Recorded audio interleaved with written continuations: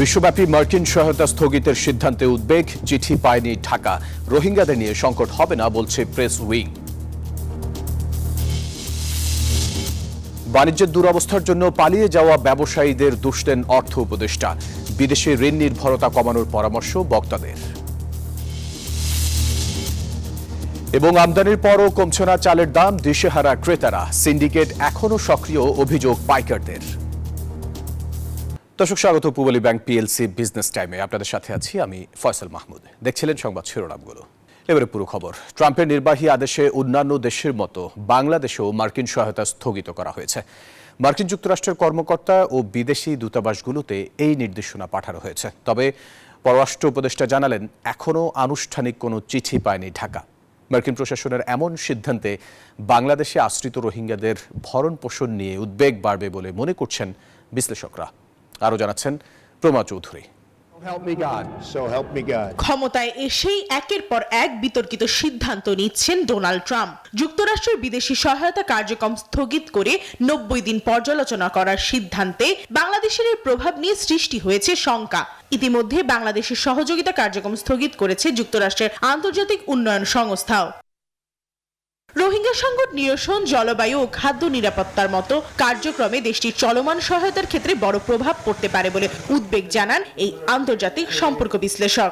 মুশকিলটা হবে যেটা, যে বাংলাদেশে একটা বড় রোহিঙ্গা পপুলেশন আছে, সুতরাং সেই জায়গাতে আমাদের একটা বিষয় আছে। এবং মার্কিন যুক্তরাষ্ট্র বাংলাদেশের অনেকগুলি খাতে সহায়তা করে থাকে, যেমন আপনার এগ্রিকালচার বলেন, পানি, urban climate and so on. সেই জায়গাতে আমার মনে হয় এক ধরনের ঘাটতির সৃষ্টি হতে পারে। আর তাই অনিশ্চয়তা থেকে স্বস্তি পেতে পররাষ্ট্র মন্ত্রণালয় ও প্রাইভেট সেক্টরের সমন্বিত প্রস্তুতির উপর জোর দেন তিনি। বাকি যে ইনস্টিটিউশনস গুলি আছে তাদের একটা সমন্বিত প্ল্যান করা দরকার। আদারওয়াইজ আমার মনে হয় না যে এই আনসার্টেন এনভায়রনমেন্ট থেকে আমরা খুব বেশি স্বস্তিদায়ক রেজাল্ট পাবো। যুক্তরাষ্ট্র নিজস্ব সকল স্বার্থ বিবেচনা করে 90 দিন পর্যালোচনার পরে এই সহায়তা কার্যক্রম আবার চালু করবে বলে মনে করছেন অর্থনীতিবিদ এম মাসুর রিয়াজ। ট্রাম্পের যে বিজনেস প্রায়োরিটিস গুলো আছে সেগুলোর জন্য নেগোসিয়েশন রুম তৈরি করতে পারে এবং ওভারঅল আমেরিকা ফার্স্ট গ্লোবালি এবং ইন্টারনালি সেটার সাথে অ্যালাইন করে এই সাহায্যগুলোকে রিপারপাস করতে পারে। প্রতিক্রিয়ায় পররাষ্ট্র উপদেষ্টা তৌহিদ হোসেন বলেন, বৈশ্বিক এই সিদ্ধান্তে 3 মাসের জন্য অর্থ সহায়তা কমলেও স্থগিতাদেশ নিয়ে উদ্বিগ্ন হওয়ার কোনো কারণ নেই। 90 দিনের জন্য তারা বন্ধ রাখছে, এটা মোটামুটি কিন্তু প্রত্যাশিত ছিল। উনি কিন্তু নির্বাচনের আগে থেকে বলছিলেন যে উনি এগুলি বিবেচনা করবেন, নতুন করে দেখবেন। এটা ধরে নেওয়া যায় যে এটা এই ধরনের ফান্ডিং কমবে, এটা তো সবাই আশঙ্কা করছে। উন্নয়ন প্রকল্পে সহায়তা কমলেও আগামীতে তা অব্যাহত থাকবে বলে মনে করছেন পররাষ্ট্র উপদেষ্টা। যে কোনো পরিস্থিতি সৃষ্টি হবে তখন সেটা আমাদেরকে মনোজ জীবনী বের করে নিতে হবে। প্রমা চৌধুরী, নিউজ 24, ঢাকা। এদিকে বাংলাদেশে রোহিঙ্গাদের জন্য যুক্তরাষ্ট্রের খাদ্য ও পুষ্টি সহায়তা অব্যাহত থাকবে, এমনটি জানিয়েছেন প্রধান উপদেষ্টার প্রেস সচিব শফিকুল আলম। রোববার বিকেলে ফরেন সার্ভিস একাডেমিতে ব্রিফিংয়ে কথা জানান তিনি। বলেন, সুইজারল্যান্ডে প্রধান উপদেষ্টার সফর ছিল ঐতিহাসিক। তার সফরে বিদেশি বিনিয়োগের নতুন সম্ভাবনা তৈরি হয়েছে। ক্ষমতা নেওয়ার পরে বাংলাদেশের বিজনেস কনফিডেন্সটা ফিরে এসছে ইন্টারন্যাশনাল বিজনেসের কাছে, এবং এর আলোকেই তারা বাংলাদেশের চাচ্ছিলেন যে প্রফেসর ইউনূসের সাথে দেখা করে তাদের ইন্টারেস্টটা জানানো, যে তারা ইনভেস্টমেন্ট করতে চান। মূল যে জিনিসটা, পোর্ট ম্যানেজমেন্ট বা পোর্টের এফিসিয়েন্টটা বাংলাদেশের ভবিষ্যতের সাথে খুব ওতপ্রোতভাবে জড়িত। আমাদের পোর্ট যদি এফিসিয়েন্ট না হয়, বিদেশি বড় ইনভেস্টমেন্ট বাংলাদেশে আসবে না। অর্থনীতি পুনরুদ্ধারে সরকার বাণিজ্য সম্ভাবনা কাজে না লাগিয়ে বিদেশি ঋণে বেশি নির্ভর করছে বলে মন্তব্য করেছেন সিপিডির নির্বাহী পরিচালক। আর অর্থ উপদেষ্টা মনে করেন, বাণিজ্যের দুরবস্থার জন্য পালিয়ে যাওয়া ব্যবসায়ীরাই দায়ী। তবে আসছে বাজেটকে ব্যবসা বান্ধব করার পাশাপাশি ক্ষুদ্র ও মাঝারি খাত এবং নারী উদ্যোক্তাদের প্রাধান্য দেওয়া হবে বলে জানান উপদেষ্টা। এছাড়া রাজস্ব আহরণ বাড়াতে সারা বছরই অনলাইনে ট্যাক্স রিটার্ন দাখিল করা যাবে বলে জানিয়েছেন এনবিআর চেয়ারম্যান। সকালে রাজধানীর একটি হোটেলে দেশের বিনিয়োগ পরিস্থিতি নিয়ে আয়োজিত এক সেমিনারে এসব কথা উঠে আসে। সরকার পতনের পর অন্তর্বর্তী সরকারের কাছে প্রত্যাশা ছিল সব ক্ষেত্রে প্রতিষ্ঠিত হবে ন্যায্যতা। প্রায় 6 মাস হতে চললেও সে প্রত্যাশা পূরণ হয়নি ব্যবসায়ীদের। American chamber of commerce AmCham আয়োজিত এই সেমিনারে ব্যবসায়ীরা অভিযোগ করেন, এনবিআর, বাংলাদেশ ব্যাংক সহ সরকারি সংস্থাগুলো এখনো হয়রানি মুক্ত হয়নি। We need to simplify access to duty-free raw materials. Think beyond bonded warehouse license. Feel that if there is a 15% tax and if there is an additional tax above the 15% on supplementary duty on food items, I think it is unacceptable. সেমিনারে মূল প্রবন্ধ উপস্থাপনায় সিপিডির নির্বাহী পরিচালক বলেন, এখনো budget নীতি, মুদ্রানীতি ও বৈদেশিক মুদ্রা বিনিময় নীতি বাণিজ্য সম্প্রসারণে বাধা হয়ে আছে। Unfortunately, over the last couple of years, we have seen all of these macroeconomic indicators and their measures are not in place. আলোচনায় এনবিআর এর চেয়ারম্যান বলেন, রাজস্ব আদায়ের সক্ষমতা বৃদ্ধি এবং ব্যবসায়ীদের সহায়তা করতে কাজ করছে রাজস্ব বোর্ড। সুখবর হিসেবে তিনি জানান, হয়রানি মুক্ত সেবা নিশ্চিতে সারা বছরই অনলাইনে রিটার্ন দাখিল করতে পারবেন করদাতারা। পরের বছর থেকে এই সুযোগ পাবেন corporate করদাতারাও। Lost their tax return even after the tax day, they can still lose the tax return online.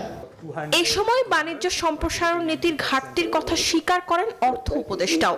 বলেন, বাণিজ্যের দুরবস্থার জন্য অর্থ লোপাট করে পালিয়ে যাওয়া ব্যবসায়ীরাই দায়ী।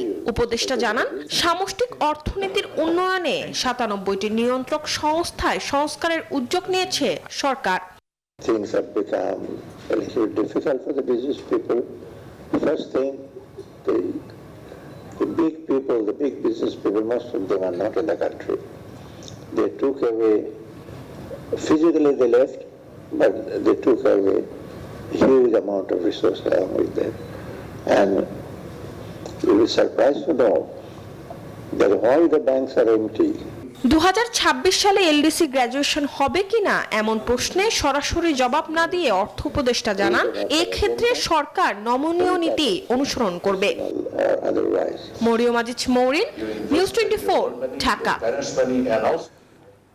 বাণিজ্য উপদেষ্টা শেখ বশির উদ্দিন বলেন, সরকারি বেসরকারি খাতে বিনিয়োগের পরিধি বাড়ানোর জন্য কাজ করছে সরকার, যাতে করে বৈচিত্র্যময় বিনিয়োগ করার সুযোগ তৈরি হয়। রোববার রাজধানীর একটি 5 তারকা হোটেলে কুড়িগ্রাম টেক্সটাইল মিল লিজ চুক্তি স্বাক্ষর অনুষ্ঠানে কথা বলেন বাণিজ্য উপদেষ্টা। বলেন, কিছু প্রয়োজনীয় সংস্কার করলে স্বল্প সময় সরকারি এই প্রতিষ্ঠানগুলোকে উৎপাদনশীল করা সম্ভব হবে। এ সময় তিনি আরও বলেন, এখন সম্পর্কের ভিত্তিতে না, সরকার এই চুক্তিগুলোর সিদ্ধান্ত নিচ্ছে যোগ্যতার ভিত্তিতে। এ সময় পাট ও বস্ত্র মন্ত্রণালয়ের সচিব বলেন, মিলটি চালু হলে ওই অঞ্চলের মানুষের কর্মসংস্থান তৈরি হবে বিবেচনায় এই সিদ্ধান্ত নেওয়া হয়েছে। অনুষ্ঠান শেষে বিটিএমসির চেয়ারম্যান ও ওয়েস্টার্ন ইঞ্জিনিয়ারিং লিমিটেডের মধ্যে চুক্তি স্বাক্ষর আনুষ্ঠানিকভাবে সম্পন্ন হয়। যারা সম্ভাব্য বিনিয়োগকারী আছেন তাদেরকে বলতে চাই যে এখন সরকার কোনো সম্পর্কের ভিত্তিতে সিদ্ধান্ত নিচ্ছেন না, সরকার সিদ্ধান্ত নেবেন আপনাদের যোগ্যতার ভিত্তিতে, আপনাদের প্রস্তাবের ভিত্তিতে। তো দয়া করে অসম্ভব সুন্দর রিসোর্স এই প্রতিষ্ঠানগুলো, এগুলোকে ব্যবহার করুন, নিজে লাভবান হন, দেশকে লাভবান করুন, অর্থনীতিতে অবদান রাখেন, সরকারের কর্মসংস্থান সৃষ্টি করুন দেশের মানুষের জন্য এবং নিজেও লাভবান হন। সপ্তাহের শুরুতে সূচকের বড় পতন দেশের প্রধান পুঁজিবাজার ঢাকা স্টক এক্সচেঞ্জ ও চট্টগ্রাম স্টক এক্সচেঞ্জে। তবে ডিএসইতে লেনদেন কমলেও বেড়েছে সিএসইতে। রোববার সপ্তাহের প্রথম কার্যদিবস শেষে ডিএসইতে কমেছে সবকটি সূচকের মান। প্রধান মূল্য সূচক ডিএসইএক্স 34 পয়েন্ট কমে অবস্থান নেয় 5132 পয়েন্টে। পাশাপাশি গত কার্যদিবসের চেয়ে এদিন লেনদেনও কমেছে 37 কোটি 81 লাখ টাকা। এছাড়া হাতবদল হওয়া শেয়ার ও মিউচুয়াল ফান্ড ইউনিটের মধ্যে দাম বেড়েছে 75টির, কমেছে 261টির এবং অপরিবর্তিত রয়েছে 67টি কোম্পানির শেয়ারের দাম। অন্যদিকে দেশের অপর পুঁজিবাজার সিএসইতে সার্বিক সূচক সিএএসপিআই কমেছে 65 পয়েন্ট। তবে গত কার্যদিবসের তুলনায় সিএসইতে এদিন লেনদেন বেড়েছে 7 কোটি টাকার বেশি।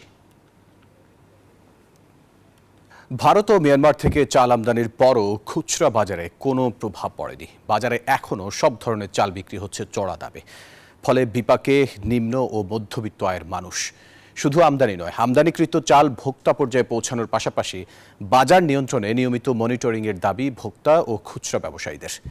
কুষ্টিয়া থেকে মাহতাবউদ্দিন লালন ও দিনাজপুর থেকে ফখরুল হাসান পলাশের তথ্য ছবিতে ডেস্ক রিপোর্ট। বাজার নিয়ন্ত্রণ নিয়ন্ত্রণে সম্প্রতি মায়ানমার ও ভারত থেকে আমদানি করা হয় 1 লাখ টন চাল। তবে এর কোনো প্রভাব পড়েনি খুচরা বাজারে, অপরিবর্তিত রয়েছে দাম। কুষ্টিয়ার বাজারে মিনিকেট 78 থেকে 80, বাসমতি 90 আর মোটা চাল বিক্রি হচ্ছে 55 থেকে 58 টাকা দরে। ব্যবসায়িকরা ঠিক মতো সরবরাহ পাচ্ছেন। যারা বাজার দায়িত্বে আছে, মনিটরিং আছে, জেলা পর্যায়ে অফিসার আছে, এদের উচিত যে এই মালগুলো ঠিক মতো ব্যবসায়ীদের হাতে পৌঁছায় দেয়। যদি সরকার চাল আমদানি করে, বর্তমান যে শর্টেজ আছে সেই শর্টেজের ক্ষেত্রে অনেকটাই সহায়ক হবে। তবে আমদানি করা চাল ভোক্তা পর্যায়ে সরবরাহ সম্ভব হলে চালের দাম কমবে বলছেন খুচরা ব্যবসায়ীরা। আরও চাল আমদানির পরামর্শ পাইকারি বিক্রেতাদের। বিগত বছরগুলোতে দেখেছি যখন আপনার চাউলের দাম বৃদ্ধি পায়, সরকার ব্যাপকভাবে আমদানি করে, কিন্তু এখন আমরা সেভাবে ব্যাপকভাবে আমদানি দেখতেছি না। ইন্ডিয়ান চাউল আমরা পাচ্ছি ডিলারের মাধ্যমে, কিছু কিছু আমরা পাচ্ছি আর কি। চালের দাম 1-2 সপ্তাহ আগেও যেমন ছিল ঠিক তেমনই আছে।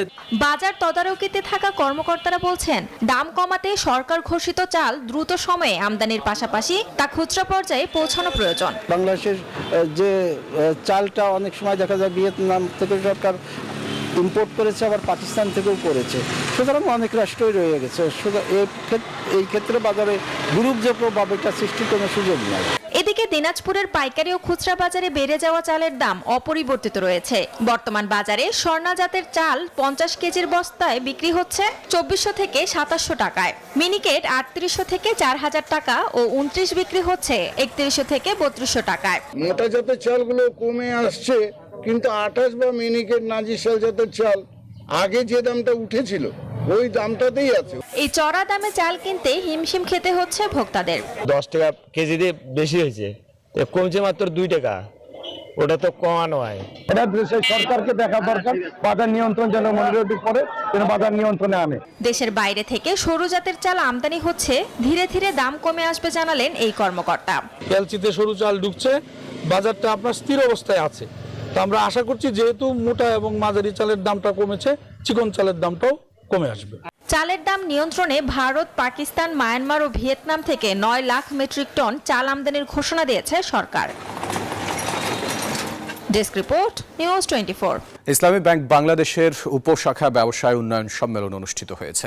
শনিবার রাজধানীর এক হোটেলে জমকালো আয়োজনের মধ্য দিয়ে এই সম্মেলন অনুষ্ঠিত হয়। ব্যাংকের ম্যানেজিং ডিরেক্টর মোহাম্মদ মনিরুল মাওলার সভাপতিত্বে অনুষ্ঠানে বিশেষ অতিথি ছিলেন ব্যাংকের এক্সিকিউটিভ কমিটির চেয়ারম্যান মোহাম্মদ খুরশিদ ওয়াহাব। এছাড়া সম্মেলনে ব্যাংকের deputy managing director Mohammad Mahbub Alam, Mohammad Maksudur Rahman সহ 265 উপশাখার ইনচার্জ এবং প্রধান কার্যালয়ের ঊর্ধ্বতন নির্বাহী ও কর্মকর্তাবৃন্দ উপস্থিত ছিলেন।